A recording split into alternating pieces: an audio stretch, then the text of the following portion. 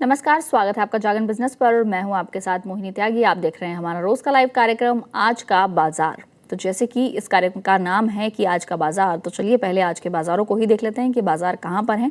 और फिलहाल निफ्टी 24,000 के ऊपर तो जरूर है, लेकिन सुबह जो निफ्टी की ओपनिंग हुई थी वो 23,900 के आसपास हुई थी और उसके बाद से निफ्टी में कोई बहुत ज्यादा मूवमेंट देखने को नहीं मिल रहा है। यानी कि निफ्टी एक कंसोलिडेटेड रेंज में ट्रेड कर रहा है, इनफैक्ट बहुत ज्यादा फ्लैट ट्रेड कर रहा है।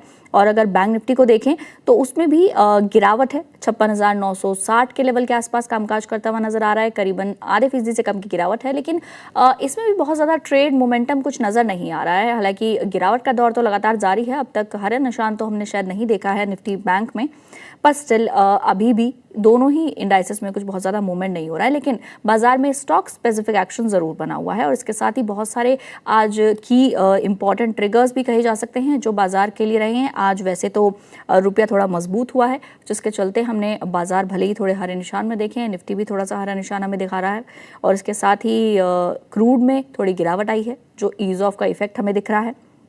यूएस फेड की मीटिंग है, आगे आने वाले ट्रिगर्स की बात करें तो यूएस फेड की मीटिंग है जो आज से शुरू हो चुकी है। कल उसके आउटकम्स आ जाएंगे, देखना होगा कि क्या आउटकम्स आते हैं। हालांकि इस बार ऐसी उम्मीद जताई जा रही है कि बहुत ज़्यादा कुछ चेंज नहीं होगा, लेकिन स्टिल इस पर जानेंगे अपने एक्सपर्ट से कि उनकी इस पर क्या राय है। और काफ़ी सारे ऐसे स्टॉक है जिनके रिजल्ट्स आए हैं, स्टॉक स्पेसिफिक मूवमेंट बना हुआ है।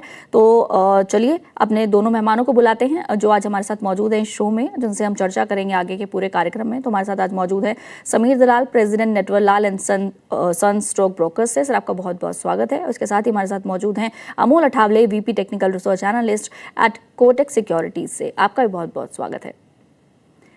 सर समीर सर, सबसे पहले तो आपसे ही जानना चाहूंगी कि आपको फंडामेंटली बाजार कैसे लग रहे हैं? फंडामेंटली बाजार मजबूत लग रहे हैं क्या? क्योंकि हमने बहुत ज़्यादा गिरावट नहीं देखी है उनके मुकाबले जो बाकी बाजार वॉर के फ्रंट की वजह से, वॉर की वजह से बाकी सारे बाजारों में जो एकदम से क्रैश हमने देखा है, ऐसा क्रैश हमारे बाजारों में बहुत ज़्यादा डेंट नहीं लगा।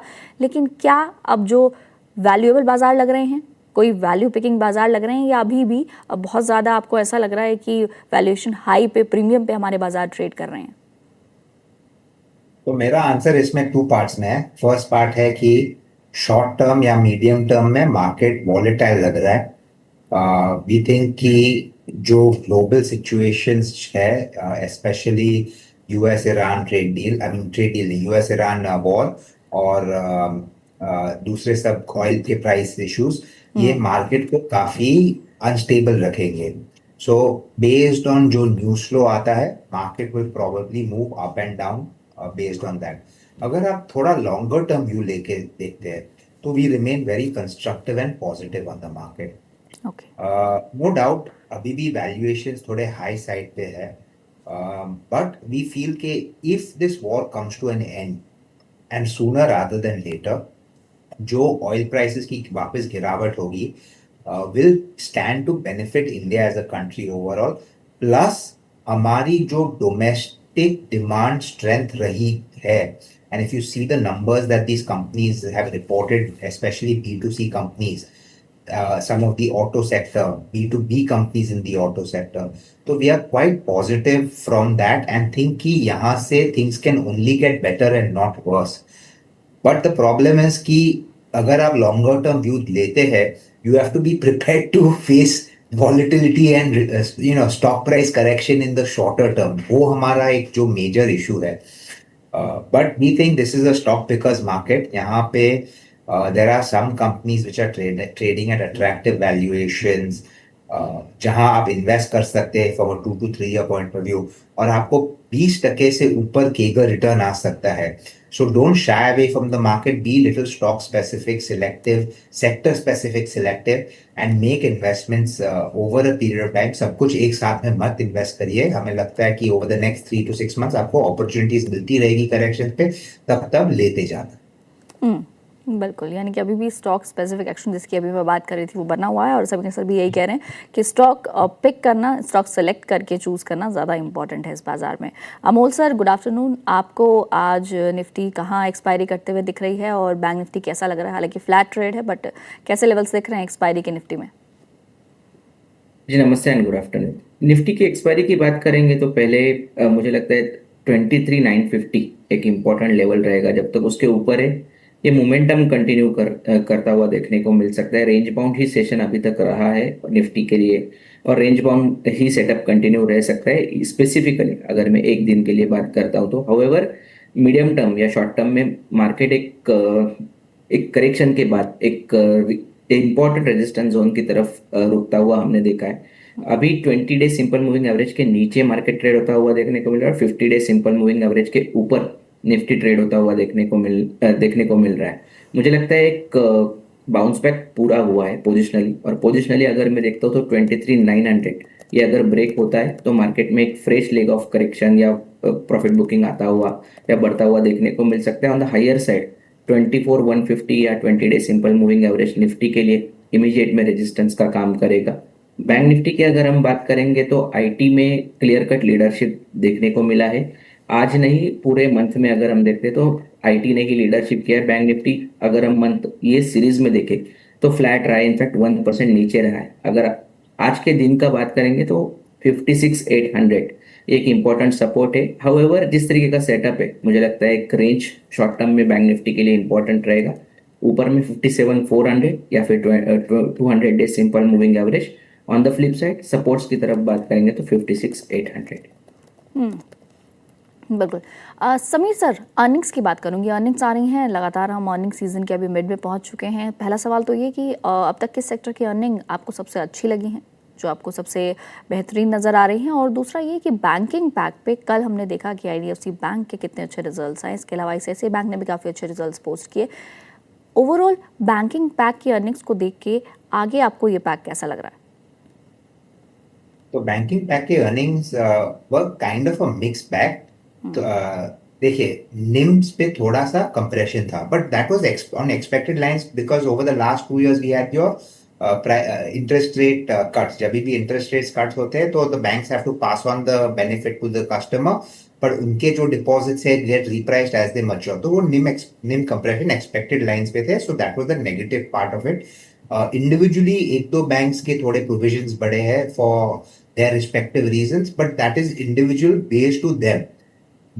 On the larger front, what we can see is जो pressure microfinance sector से आ रहा था वो more or less out of the way है. In fact, IndusInd Bank और IDFC First Bank दोनों ने कहा कि we are now starting to grow those books, in the microfinance with the government जो credit guarantee scheme है government की in that. तो प्रॉफिटेबिलिटी विल स्टार्ट इंक्रीजिंग क्योंकि ये हायर यील्डिंग प्रोडक्ट्स है. So what you will see is NIMs will start improving going forward. Secondly, cost of funds अभी थोड़े से स्टेबलाइज होंगे because we are not expecting rate cuts to come anymore. तो वो निम कंप्रेशन फ्यूचर में अभी फिलहाल तो शॉर्ट टर्म में नहीं रहेगा, and we are not expecting interest rates to go up either. So अगर आप borrowing cost steady रहते हैं तो you can make business decisions based on that and earn a decent spread. So we think the banking stocks are actually an attractive pick. थोड़ा सा एक या दो कंपनी ना, HDFC बैंक सब लोग बोलते हैं कि रिजल्ट्स अच्छे नहीं थे, but if you remove the HDB financial services का वन ऑफ, तो the numbers are not so bad. So don't look at the broader line numbers. I think look more through the broader line numbers, see where individually what is happening. And I think there is money to be made. HDFC still trading at historically low valuations. IDFC and IndusInd are growth stories. Axis Bank भी growth plus अभी value भी अच्छा लग रहा है compared to the ICICI and HDFC. So I think there are investments that can be made in the banking space. जो sector actually बहुत strong numbers report कर रहे हैं is the auto pack. Sales have been fantastic because of which auto companies के operating margins अच्छे रहे हुए. They've been able to pass on cost increases, and अभी भी अगर आप देखें तो Maruti is talking of again increasing prices in the month of August. तो जो भी cost increases हो रहे pass on हो रहे, and surprisingly elasticity और sales जो थे वो impact नहीं कर रहे. Sales continue to grow even at higher prices, right? So demand in that space is remaining strong. फिर Nestle FMCG counter है, very strong top line growth, very strong bottom line growth, surprisingly outdid expectations. So अगर ये momentum carry on कर सकते हैं तो that will be good. But FMCG पे हम अभी भी थोड़े से I'll say not negative but cautious है, because we still think valuations are on the higher side. और अगर growth एक या दो quarter के बाद वापस falter करती है then again people will start questioning these high valuation numbers.